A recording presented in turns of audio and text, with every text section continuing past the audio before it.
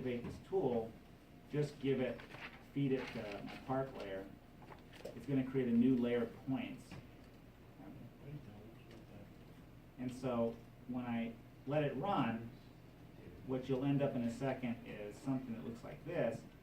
All of these blue points are the feature points that make up the perimeter of the polygons. So I'm going to say that if you were going to access that park, you have to come in through one of those blue points. So the question is, which blue points are near the road?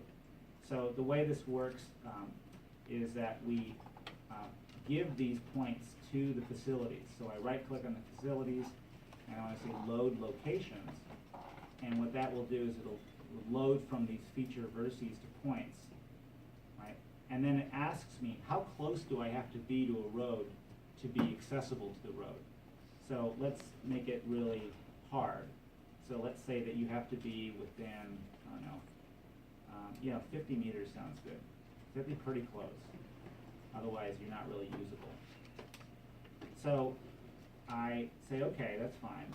So I'm basically, all I did was I told it what the points were, the distance you have to be. All right. And then what it'll do is it'll slowly load all those points into this service area window, kind of load them in. And once it has processed them and loaded them in, see what it's doing right now is it's trying to figure out, are you close enough? So it's sorting them all out.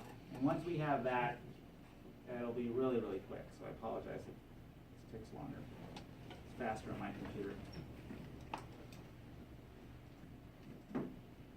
Has anybody done this before, network service areas? No. Tony, you ever done it? No. Okay, it'll be fast once it's loaded. The nice thing is that if you were doing this on a large project and you had this repeatedly for huge data sets, you can define the distances of these objects ahead of time and save those parameters, so the next time you run it, it's really fast. It already knows how far things are. But I think even more realistically, if we were doing this and we really wanted to provide this as a product, we would go through and we would identify where are the real entrances to the parks to say that that's actually where you have to come in or come out of, rather than just kind of assuming that if you just get near the edge of the park or that space that you can access it in some way. The other thing too is that the NavTech data, which is on the Z drive, has really detailed attributes that indicate which road segments you can legally walk on. So you could actually highlight only the ones that are walkable, which would be a way of really kind of indicating what was very, very possible. So we can make this increasingly realistic if we take the time to really separate our data. Almost there. So while we're waiting, I put the template on the Z drive. Oh, thank you. You guys can pick it up real fast. What is it called? It's called GPH904 layout node light gray canvas base map. Okay, so the base map is on the Z drive, so everybody can access it. And then I'll put the city seal there as well. So that's how it calls to it. Yeah. Can you put it in the discussion board? Where? In the discussion board? Description box? In the board? Oh yeah, I put it in board. Yeah,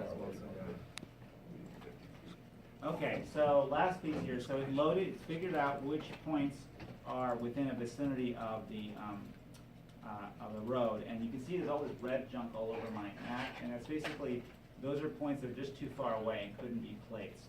So all I've got then are the ones that are within that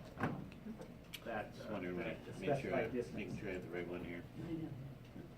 So once I've got that loaded, I click on the service area properties button again, and it gives me the option to specify my analysis settings to say what it is I'm looking for.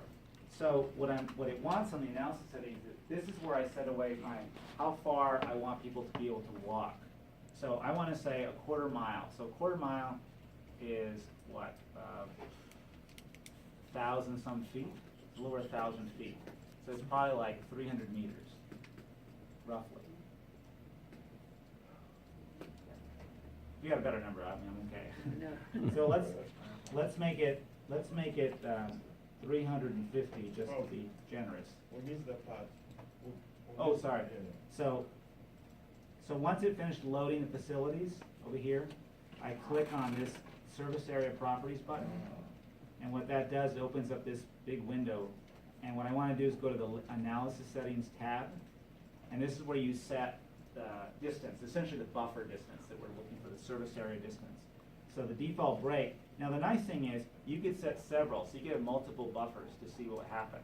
So actually let's do that. So if we put in, let's make it 100 meters and then space, and then 250 space and 350.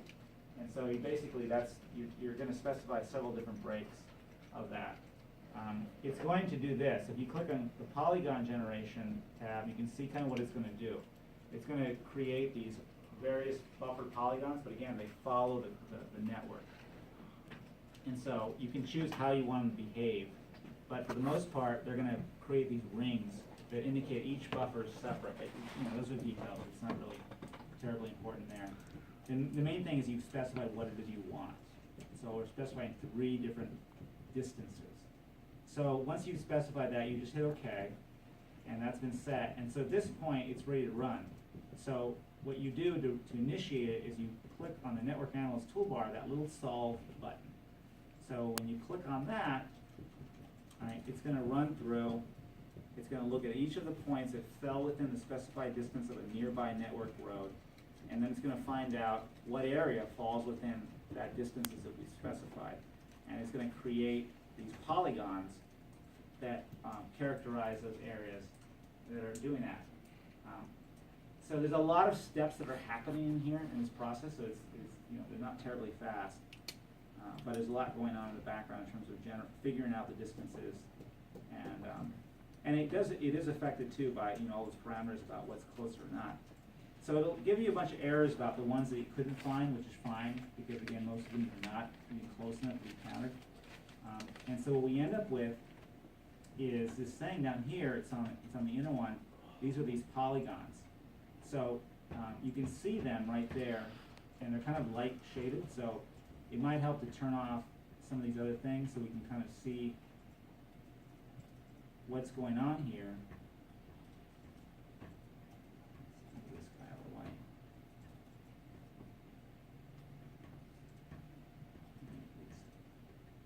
So they're all transparent, so it's kind of hard to see it. So I'm going to, on the display, I'll make them only like 20% transparent. And so you see that these represent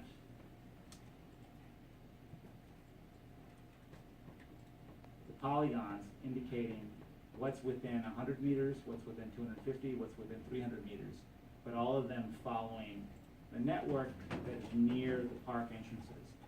So you can see what areas essentially are accessible within up to 300 meters of a park, but only following the road network. So this is probably the most realistic way of modeling accessibility in terms of if you're confined. Now, if there's a bunch of farm fields that you could walk across, and it wouldn't be real. But if you were confined to the roads, then this is more realistic. So surface area is a very powerful way of kind of assessing what's realistic in terms of what can be accessed. Anyways, I know that was really quick, and I apologize for that.